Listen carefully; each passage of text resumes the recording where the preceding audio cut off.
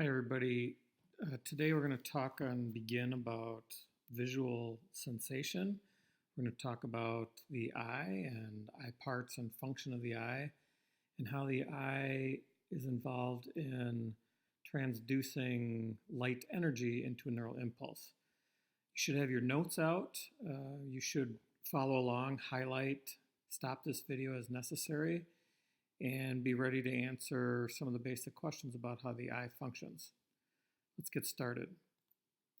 As we talk about visual processing, we're going to be also mentioning a couple of words, sensation and perception. And these two terms are important in our unit. And remember, you have to keep these two terms very distinct from each other, but also understand how they blend together to form our unique experiences.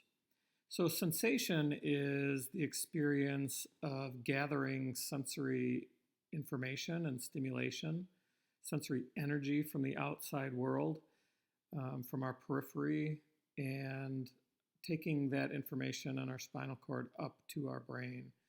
This is called bottom-up processing, where we gather information in our peripheral nervous system and send it up to the brain for further processing.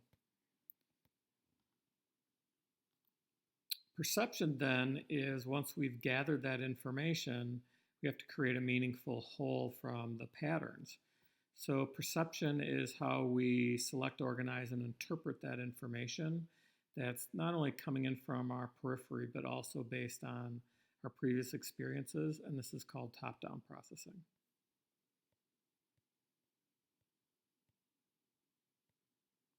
So in visual processing, vision involves many different components. And for people who have vision, sighted people, it tends to be the dominant sense of all our senses. It's how we gather most of our important information from the environment. And for sighted people, we use this sense more than any others. Vision actually overwhelms our other senses, and this is called visual capture. You may notice this when you're in a movie theater and you're watching the movie on the screen in front of you, and as people's mouths move, it appears that the voice or what you hear is coming from their mouths. However, the speakers are not actually on the movie screen. Speakers are off to the side, but vision overwhelms your senses and makes it appear as though the sound is coming from the mouth on the screen. So let's talk about some of the basic properties of light here quickly, and you probably know some of this from your basic science classes. But when we're talking about properties of light, we'll talk about two things: wavelength, which is peak to peak, and amplitude, which is the height of the peaks, since light travels in a wave form. So the wavelength, or how far the distance is from peak to peak, determines the hue or color of what we see. Amplitude, which is the height of those waves, determines how bright a color is. So long wavelengths from peak to peak create the color red, and wavelengths are measured in nanometers here, and 1 million nanometers equals 1 millimeter, so a nanometer is a millionth of a millimeter. And you can see that long wavelengths produce red colors, and that's about 700 nanometers, so we can see about 700 to 400 nanometers. Long wavelengths create the perception of red, and short wavelengths create the perception of blue and violet. So we're going to move into transduction, and transduction is an important term in this unit. Transduction is the process by which sensory signals or sensory energy from the outside world are transferred or translated into a neural impulse that the brain can read and translate. So transduction really is translating stimulus energy into neural impulses that the brain can read and think about. We're going to look at the function of the eye and all the eye parts. It's important to know these, and these are listed in your notes, so you'll follow along. Going from the outside world, light is going to be gathered by various parts of the eye and focused on this thin layer back here in yellow or gold that's called the retina. So the cornea is the first layer of translucent material that light travels through the eye. It's the outer part of the eye. It is a protective layer. It is very thin and it is layered much like an onion is. And the cornea focuses about 80% of incoming light into your eye. So 80% of the focusing that your eye does is done by the cornea. Next, we have the aqueous humor. So as light passes through the cornea, it passes through this watery substance in here, which is inside the cornea and on the outside of the lens. It's much like a saline solution. It simply keeps the cornea and the lens nourished and moist, flexible. The pupil is this small opening here in the eye. It appears as the dark spot as you're looking at somebody's eye. And light can enter here. So if the pupil is small, not a lot of light enters, but if the pupil is larger or dilated, more light can enter through our eye. So the basic function of the pupil and the iris, remember the iris is that colored part of the eye. So when we say you have brown eyes, blue eyes, or green eyes, we're talking about your iris, which is a muscle that determines how much light enters your eye. In very dim light, the pupil dilates, which means it gets very large, and it lets a lot more light into the interior cavity of the eye. When there's bright light on a bright sunny day, especially in the winter, our pupil constricts and it gets very small, so it lets a much smaller amount of light into the interior cavity that focuses directly in the back of the eye. The lens is where the light then gets fine-tuned into the back of the eye. It's a transparent part of the eye. It is flexible, at least when we're younger. So when we're looking at things close up, it can squish down. We have muscles that squish that lens down so it's nice and fat so we can focus on information that's close. And when we're looking at information farther away, the lens relaxes and it's thinner so we can focus on things in the distance. And here's the lens right there, right? It can squish down and get fatter, it can relax and get thin.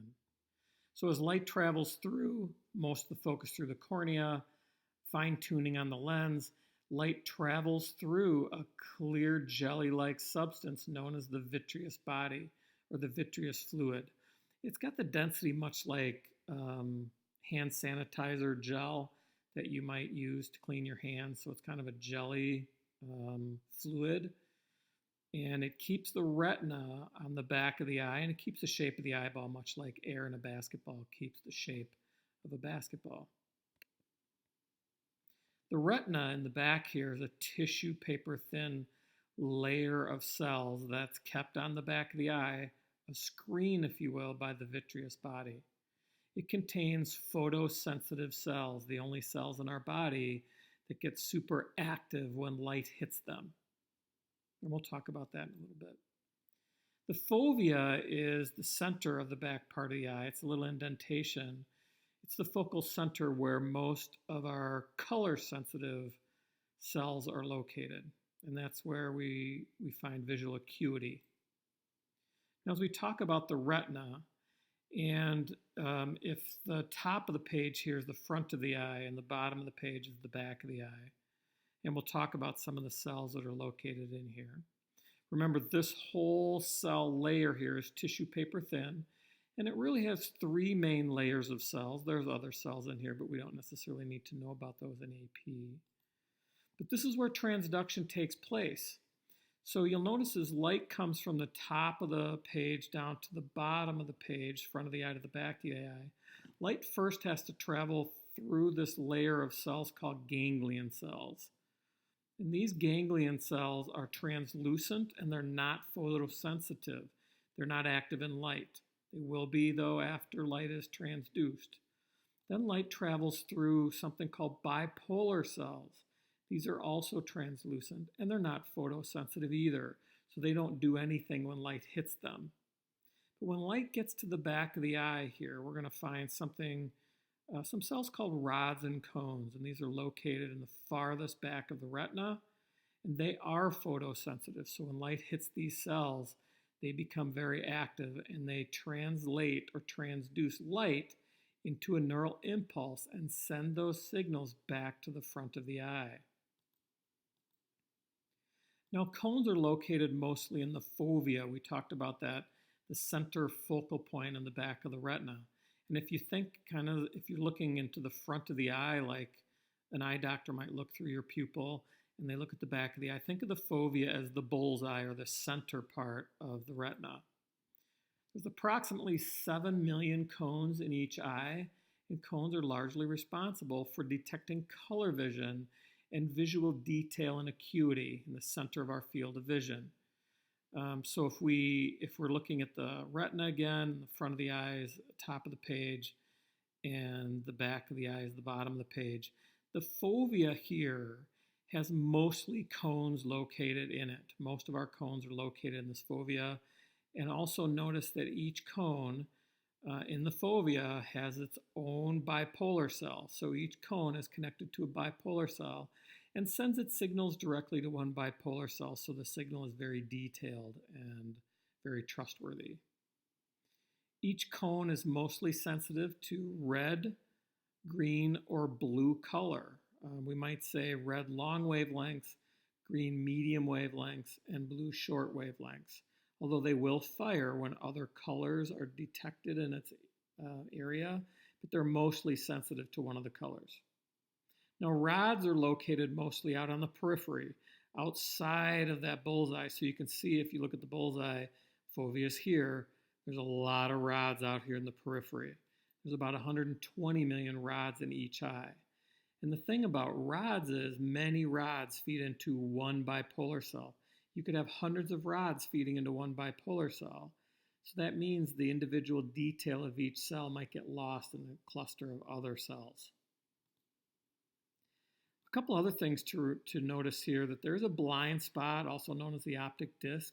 It's a spot on the retina where the signals from ganglion cells leave the eye and go into the brain. So right in here, there's no photosensitive cells. And if we're looking through the pupil into the back of our eye, the fovea would be in the middle here. And that blind spot where veins come into the eye and axons of ganglion cells leave the eye, there's no photosensitive cells, and that's called the blind spot. And we'll discuss why we don't see a blind spot in each eye in a little bit. So all these cells, from rods and cones to bipolar cells to ganglion cells, leave the eye in this blind spot, and the ganglion cells form the optic nerve, and they travel to the brain. They are some of the longest axons in the body, and they're located right there. A couple other vision processes. Dark adaptation. If you reverse these terms, how do we adapt to the dark? Well, it's the process where we become more sensitive to dimmer light. It takes about 20 or 30 minutes for our eye to fully dilate. Remember, our pupil gets bigger, and then we become more sensitive to dim light. In that case, the rods become very sensitive and the cones become non-sensitive. They are not active in the dark. Another process that we need to know about, myopia and hyperopia, or nearsightedness and farsightedness. Myopia is nearsighted, and that is when the chamber of the eye is a little bit too long.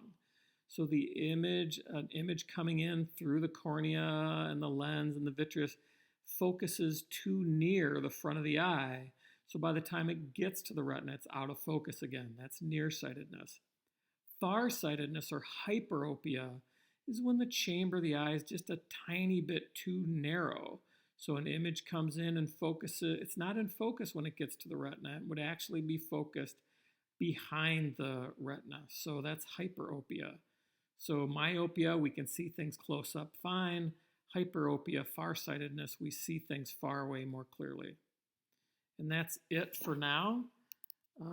Rewind as you need to, and check out your notes and be ready for class tomorrow. Thanks.